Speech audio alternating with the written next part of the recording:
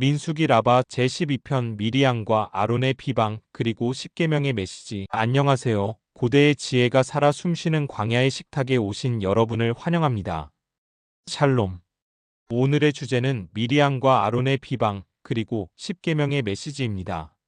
오늘 우리는 민수기 12편으로 여정을 이어가며 모세의 누이 미리암과 형 아론이 모세를 비방하는 충격적인 사건을 묵상하고자 합니다.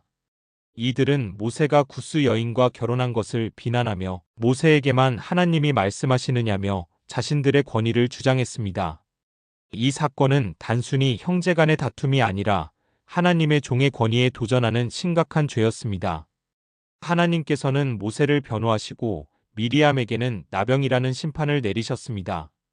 이와 함께 우리는 십계명 중 이웃 사랑과 관련된 계명들, 특히 내 이웃의 것을 탐내지 말라는 메시지를 통해 이 사건에 담긴 랍비들의 깊은 통찰을 살펴보겠습니다. 이 이야기는 지도자의 겸손, 하나님의 공의, 그리고 질투와 비방의 위험성을 우리에게 가르쳐 줍니다.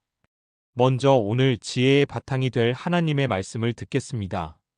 성경 민수기 12장 1절과 2절, 그리고 8절과 10절 말씀입니다. 미리암과 아론이 모세가 에티오피아 여자와 결혼한 일로 모세를 비방하였다. 모세가 에티오피아 여자와 결혼하였기 때문이다. 그들이 말하였다. 주님께서는 모세를 통해서만 말씀하셨느냐? 우리를 통해서도 말씀하시지 않았느냐? 주님께서 이 말을 들으셨다. 내가 그와는 대면하여 말하고 환상으로 말하지 아니하며 수수께끼로 말하지 아니하나니 그는 주의 모습을 보도다. 어찌하여 너희는 나의 종 모세 비방하기를 두려워하지 아니하였느냐? 구름이 장막 위에서 떠나가니 미리암은 나병에 걸려 눈처럼 희게 되었다. 아멘. 하나님의 말씀입니다. 이미지 해시태그 사건의 발단은 모세가 구스 여인과 결혼한 일이었습니다. 구스 여인이라는 번역은 에티오피아 여인을 의미하는데 이는 이방 여인과의 결혼으로 해석될 수 있었습니다. 미리암과 아론은 이 문제를 빌미 삼아 모세를 비방하기 시작했습니다. 랍비들은 이들이 비방한 진짜 이유가 단순히 이방 여인과의 결혼 문제가 아니라 모세의 특별한 영적 권위에 대한 질투였다고 해석합니다. 주님께서 모세를 통해서만 말씀하셨느냐? 우리를 통해서도 말씀하시지 않았느냐? 이 말은 자신들도 모세와 동등한 권위를 가지고 있음을 주장하는 것이었습니다. 미드라시 타누마는 미리암과 아론의 비방이 라쇼나라, 즉 악한 혀의 죄이며 이는 이스라엘 공동체에 큰 분열을 가져올 수 있는 심각한 죄라고 가르칩니다. 이들의 비방에도 불구하고 모세는 아무런 반박도 하지 않았습니다. 그는 침묵했습니다. 성경은 이 사람 모세는 온유함이 지면의 모든 사람보다 더하였다고 기록합니다. 랍비들은 모세의 이 온유함이 단순히 성격적인 특성이 아니라 자신을 변호하기보다 하나님의 공의로운 심판에 모든 것을 맡기는 완전한 겸손의 표현이었다고 가르칩니다. 그리고 하나님께서는 침묵하는 모세를 위해 직접 개입하셨습니다. 하나님께서는 갑자기 모세와 아론과 미리암을 회막으로 부르셨습니다. 이는 하나님의 종의 권위에 대한 도전이 곧 하나님 자신에 대한 도전임을 보여주는 강력한 메시지였습니다. 회막에서 하나님께서는 미리암과 아론에게 모세와의 특별한 관계를 명확히 선포하셨습니다. 다른 선지자들에게는 환상과 꿈으로 말씀하시지만 모세에게는 내가 그와는 대면하여 말하고 환상으로 말하지 아니하며 수수께끼로 말하지 아니하나니 그는 주의 모습을 보도다라고 말씀하셨습니다. 이는 모세가 그 어떤 선지자보다도 친밀하게 하나님과 소통하는 특별한 위치에 있음을 강조하는 것이었습니다. 랍비들은 이 말씀을 통해 지도자의 권위가 개인의 능력이나 주장으로부터 나오는 것이 아니라 오직 하나님으로부터 직접 부여된 것임을 분명히 했습니다. 모세의 권위는 그가 주의 모습을 본즉 하나님을 가장 가까이서 경험한 자이기 때문이라는 것입니다. 하나님께서 미리암과 아론에게 진노하시자 구름이 성막 위에서 떠나갔고 미리암은 곧바로 나병에 걸려 눈처럼 희게 되었습니다. 나병은 정결하지 못함의 상징이자 공동체로부터 격리되어야 하는 심판의 표징이었습니다. 아론은 미리암의 상태를 보고 큰 두려움에 빠져 모세에게 간절히 간구했습니다. 내 주여, 우리가 어리석게 죄를 지었사오니 이 죄를 우리에게 돌리지 마옵소서.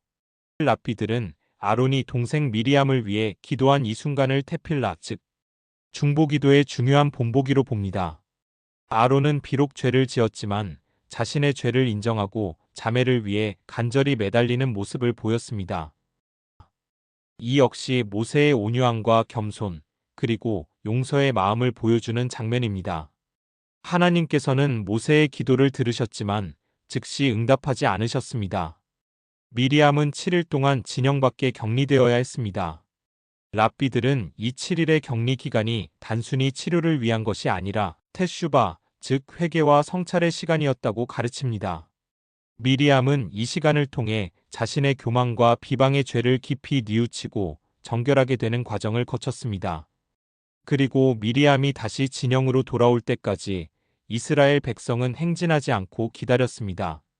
이는 공동체 전체가 한 사람의 회복을 위해 함께 기다리는 연대감을 보여줍니다. 이 미리암과 아론의 비방 사건은 십계명, 특히 이웃과의 관계에 대한 계명들과 깊이 연결됩니다. 특히 내 이웃의 집을 탐내지 말라는 계명은 단지 물질적인 소유만을 의미하지 않습니다. 랍비들은 이 계명이 남의 것을 탐하는 마음, 즉 질투와 시기의 마음까지 포함한다고 해석했습니다.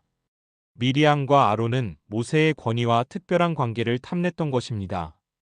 탈무드는 질투와 탐욕과 명예욕은 사람을 세상에서 쫓아낸다고 가르치며 내면의 탐심이 결국 비방과 같은 외적인 죄로 이어진다고 경고합니다.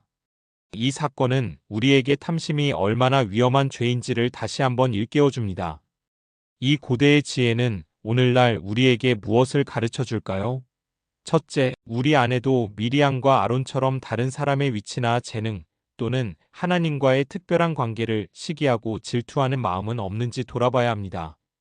그러한 질투는 결국 비방과 분열을 낳고 공동체를 해칠 수 있습니다. 둘째, 모세의 온유함과 중보기도는 우리에게 진정한 겸손과 용서의 본보기를 보여줍니다.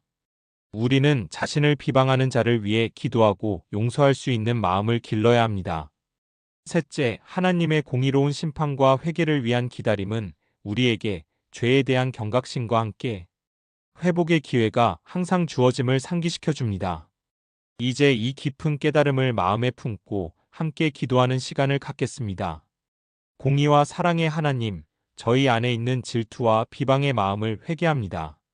다른 사람의 은혜를 탐내지 않고 각자에게 주신 복에 감사하는 겸손한 마음을 주옵소서.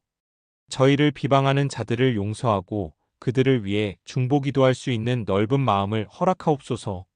저희 삶 속에서 주님의 공의를 보게 하시고 회개의 기회를 주시는 주님의 긍휼에 감사하며 살게 하옵소서. 우리를 온전한 사랑으로 이끄시는 예수 그리스도의 이름으로 기도드립니다. 아멘. 사랑하는 여러분, 여러분의 마음속에서 질투와 비방의 씨앗이 자라지 않도록 늘 깨어 기도하시기를 축복합니다.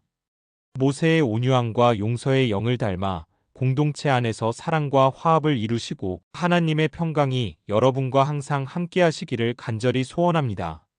다음 시간에는 가나안 정탐꾼들의 보고와 백성들의 불신앙을 다루는 민수기 라바 13편으로 여정을 이어가겠습니다. 광야의 식탁 오늘 순서는 여기서 모두 마치겠습니다. 샬롬.